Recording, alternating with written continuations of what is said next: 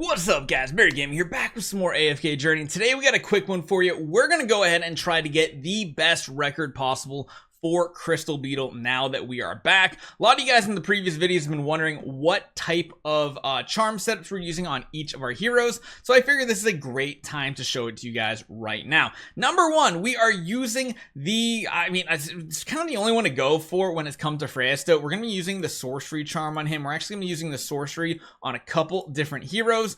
On our Shakir, we're going to go for the mystic charm. This one, again, we're using in every single game mode. One little note, if you really want to push the progression of your Dream Realm battle, you really finally want to go up to plus 15 on that character. I don't want to on this one. I'm saving my resources for other characters, which is why we're only at plus 10. You can see right here on our Ludovic, we have the Insight charms here, and then we also have, like I said before, we got the sorcery charms on twins. Last but not least, sorcery once again on our Smokey and Mirky. Pretty much everybody else is at plus 15 or plus 25. Our damage is going to be a little low coming from the Ludovic because we do not have plus 15 here either. So we're kind of down a couple of resources here. Now you'll see a lot of different placements of these characters. This is the one that I used to use right here, and then I decided we're going to try a little bit different and use our GG setup. Very, very similar, but it's crazy how just switching the placement of a couple characters around can make all the difference in the world. So this right here is what you want to strive to make on your account if you're looking to push to the very highest. Now, this is kind of weird because typically in a lot of teams like that we used to run for Crystal Beetle, we would put like the Smokey further to the side or something like that.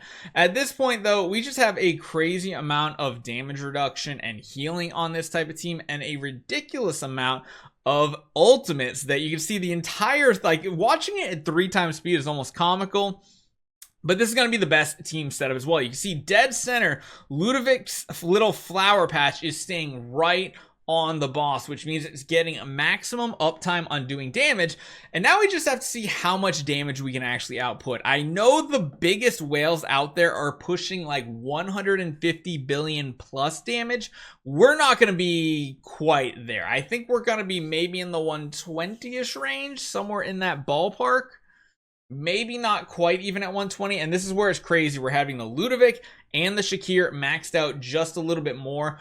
Can be a ridiculous amount of damage. You see right there, 111. That is not bad. That is still pretty solid.